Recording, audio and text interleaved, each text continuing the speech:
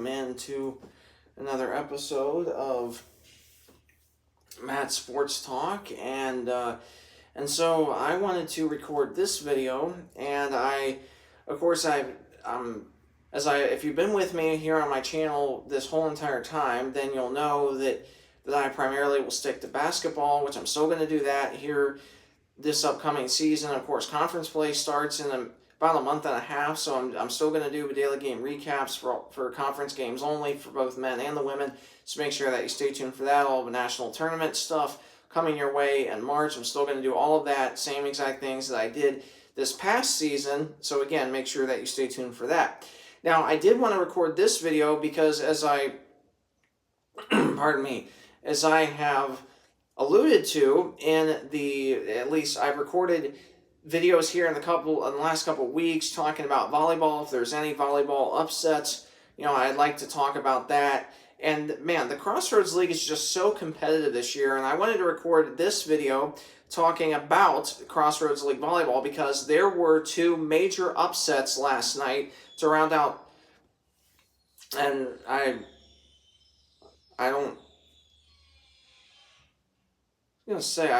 heard a strange noise outside. Not sure what that was. I don't know if somebody's using some sort of saw or tool or something. I heard, and I thought maybe it was a bird, like a blue jay or something, but apparently not. I know there was a trash truck that went up our street right before I recorded this, so maybe that's what I was hearing. So if you heard that background noise, I sincerely apologize. So going back to the point of recording this video talking about Crossroads League volleyball, two major upsets last night to end the first half of conference play. There have been 9 games that have been played. There are 18 in conference in the Crossroads League. And I wanted to talk first about the first major upset of the night, and that was the Grace College Lady Lancers upsetting number 22 Marion last night, 3-0. And for the Lancers, this is the second NAIA top 25 team that they have upset this year. The first upset being Spring Arbor when they were ranked a couple of weeks ago. And for now, the updated NAIA top 25 polls came out yesterday, and Marion was ranked number 22, Taylor ranked number 21, and Spring Arbor and Huntington receiving votes. Spring Arbor fell out of the top 25 to receiving votes, and Huntington into the receiving votes category. They're off to a stellar season under head coach Kelsey Herber, as they are 16-4, and they have surpassed their total wins that they had last season and they've surpassed that through the first 9 conference games this year. So just absolutely amazing for what the Lady Foresters have been able to do this year, and I'll talk more about them coming up here in just a minute. But for Grace, of course, again, 3-0 sweep last night in the Crossroads League. Now, one thing for Marion, apparently they're dealing with injuries right now, so obviously we hope and pray that everybody gets fully healthy under first-year head coach Ryan Bowerman, because this is a Lady Knights team that when they're fully healthy, they're playing their best ball. And so obviously when you're kind of depleted due to injuries, it kind of takes away your momentum, I guess, so to speak, at least a little bit. And looking at the game recap for last night between Grace and Marion, Grace hit 283 on the match, and they held Marion to just right, I think it was 100. I think it was right around 100. I have to look at the box score. But Anna Elkin, the kills leader for the Lancers, with 15, and the Knights were limited to just 29 total kills for the whole entire match, which is really amazing. And Anna Elkin hit 310 for the Lancers. And let me look at that box score real quick from last night. And looking at the scores, looking at the box score from last night, Grace for the match hit 283, holding Marion to just 107 hitting percentage. And for the Knights, you had Avery Toole with 6 kills, Chloe Cook with 7. So Cook Chloe Cook is the leading person in kills for the Knights. Now, for the Knights, they had 17 errors, and Grace had 16 errors, so it was kind of even there. And looking at the hitting percentage, Grace, though, as I alluded to, 283 on the match. Or I stand, 283 for the match, 107 for Marion.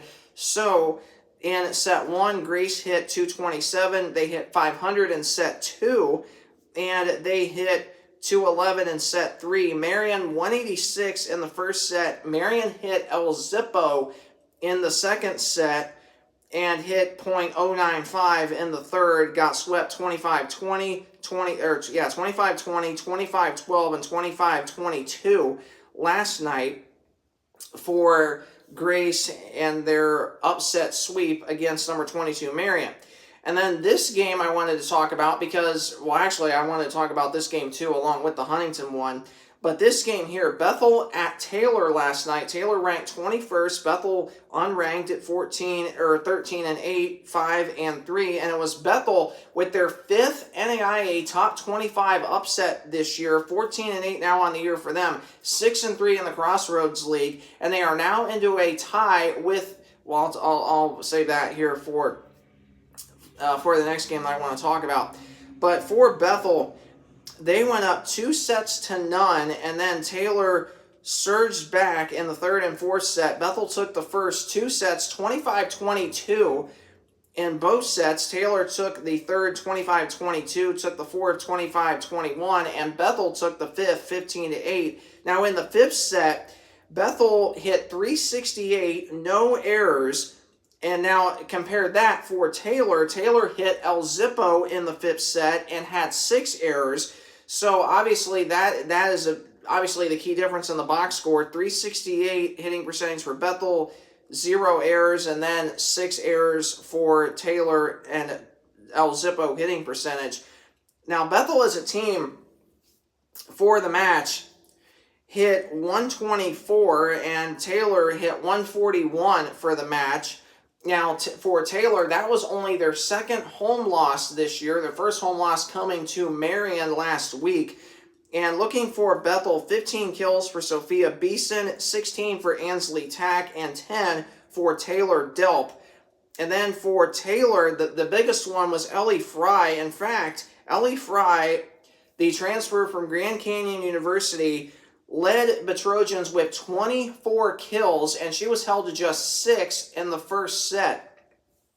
So after the first set, she had 18 kills in and among her, just herself, and nobody else for Taylor was in double figures with kills. So obviously, sometimes it goes your way and sometimes it doesn't. But for Taylor, that's your best player. But if you're Bethel, you can kind of give up in a sense, giving up points to the best player on the opposing team and then just stop everybody else, and that apparently was the case last night. So a massive win for Bethel. And then in this game, and this wasn't really an upset, so to speak, because both teams were receiving votes, but Huntington in a 5-set thriller, 3-2 over Spring Arbor. Huntington 16-4, 6-3 now in the Crossroads League. Now for Huntington, they remain nearly perfect at home. They have won all their home matches this year except to IWU, losing 3-0 back, I believe it was, back on the 20th of September. And now Huntington, with their win, they have surpassed last year's win total through just the first 9 games of conference this year. And Huntington looking really, really good to get into the national tournament. Now, obviously for Huntington, they lost one of their best players due to injury, so we hope and pray that she gets back fully healthy and gets a quick recovery really soon. That, of course, being Maggie Holman, who has been absolutely amazing for the Foresters. Now, this game last night, look at this box score is amazing. The set points, 27-25 in the first in favor of Huntington, 25-22 Huntington in the second set, 25-22 Spring Arbor in the third and fourth set, same exact scores. And then Huntington 22-20 in the fifth set. Now remember, in the fifth set in volleyball, it goes to 15 points. But if the teams remain tied at 15 points, then you obviously play to 17, and then so on and so forth, however long it takes. So what a battle last night inside Platt Arena. And a game that lasted 3 hours, did not end until 10 p.m. last night. So obviously a really long night for both teams. A long bus ride home for Spring Arbor, roughly probably about 2 hours, 45 minutes. So Spring Arbor might not have gotten home until 1:30, close to 2 a.m. today. So obviously I'm sure their girls, I'm sure, had a lot of coffee this morning or energy drinks, maybe both. But looking at the stats for Spring Arbor, Keely Heinzman, 13 kills. Kendall Ballenbacher, the best player for Spring Arbor, with 15 kills. 17 kills for Kelsey Lilly, who played really, really well last night. The Cougars hit 157 as a team. Huntington hit 119, so it was kind of even. Mason Robrock, 10 kills for Huntington. Haley Cruz, 16 kills for Huntington. And 15 digs, I might add, for Cruz. So that's obviously really, really amazing. So, and those were your matchups there that I wanted to talk about. And then real quick, some other scores last night. Mount Vernon Nazarene ranked 13th now in the country, 3-0 sweep against St. Francis last night. No surprise there. St. Francis, the team currently in last place in the Crossroads League standings, 0-9 in conference play. They've lost 15 straight games. And number 6, Indiana Wesleyan. Of course, Iowa moved up to number 6 in the country. Mount Vernon moved up to number 13. For Mount Vernon, that's their highest ranking since 2007. So really, really amazing for head coach Kendra Mosier and company. And the Lady Wildcats of Indiana Wesleyan, 3-0 sweep over the Maple Leafs of Goshen last night. No surprise there as well. And then looking at games coming up this weekend, and they're taking a break from conference play. Conference play does not resume until next Wednesday night. So looking at some non-conference games this weekend, Olivet Nazarene plays at Huntington. That'll be at 11 a.m. tomorrow morning, and then Huntington plays back-to-back games. Olivet Nazarene tomorrow morning at 11, and then IU Northwest tomorrow afternoon at 1. And then the Trolls Invitational at Trinity Christian College. It's being held at a neutral site. Stevens College plays Indiana Wesleyan tomorrow night at 6 p.m. Eastern, 5 Central. And then Stevens College plays Goshen tomorrow night at 8 o'clock Eastern, 7 Central. And then St. Francis of Illinois and IWU play at 8 p.m. Eastern tomorrow night, 7 p.m. Central. So the Wildcats play back-to-back games tomorrow night, so that's going to be a long day. And then on Saturday, Goshen will play Trinity Christian, the host school, in this invitational tournament. And then St. Francis of Illinois will play Goshen. Those games start at 11 and 1, respectively. 11 a.m. for the first game, 1 p.m. Eastern for the second game on Saturday. And then conference play resumes next Wednesday. And the matchups for the second half of conference play, Mount Vernon Nazarene going up to Bethel. Goshen will be going down to Taylor. Huntington will be driving the 20 minutes up to Fort Wayne over to Fort Wayne, I should say, to take on St. Francis. Marion will travel up to Spring Arbor. Marion, of course, looking for a little bit of avenging their tough loss at home to Spring Arbor. In the first game of conference play, Spring Arbor took that game 3-1. So the Knights looking to take that one up in Michigan, and then Grace will be traveling over to Marion, Indiana, to take on the Wildcats of Indiana Wesleyan. And those are your updated games coming up, and talking about the upsets from last night. So looking at the conference standings, how does everything play out with 9 games to go? And we'll start bottom to top in terms of the teams on the bottom to the best teams on the top. And we have the following: St. Francis, 4-17 overall, 0-9 in conference. They've lost 15 straight games. The Maple Leafs of Goshen have lost 5 straight, 5-14 overall, 1-8 in the Crossroads League. Spring Arbor right now, the 8th seed. Of course, the top 8 teams get into the Crossroads League tournament. So Spring Arbor in that number 8 spot, 16-6 overall, 3-6 in conference. Marion, the 7th seed right now at 12-6 overall, 4 and 5 in the Crossroads League. Grace, the 6th seed at 11 and 10 overall, 4 and 5. Also in the Crossroads League, Grace, though, holding that head-to-head tiebreaker over Spring Arbor, Grace holding that head-to-head tiebreaker over Marion, I should say, for that number 6 spot. And then Taylor, the 5 seed now, with their loss last night. Taylor, the 5 seed, 14 and 7 overall, 5 and 4 in the Crossroads League. And then Bethel Lady Pilots, and if they keep winning, they have a really good chance of hitting the national rankings in the next poll. The Bethel Pilots, the 4 seed right now at 6 and 3 in conference, 14 and 8 overall. And for Bethel, they've won 5 straight games. And they would host, they would be the last team to host a home playoff game as it stands right now. The Huntington Lady Foresters finished 7th last year. They're currently the 3 seed right now at 6 and 3 in conference, 16 and 4 overall. They're 12 and 1 at home. Their only home loss coming to Iowa, at least so far this year. Huntington has won 4 straight. And Mount Vernon Nazarene, the 2 seed, still at 7 and 2 in conference, 16 and 5 overall. They've won 6 in a row. And then, of course, the Wildcats of Indiana Wesleyan, number 6 in the country, the 1 seed at 9 and 0, 13 and 3 in overall, and undefeated in league play, as I mentioned, 9 and 0 in conference play. They won 10 straight games. They have not lost a game since the end of August when they played at a neutral site against Viterbo out of Wisconsin.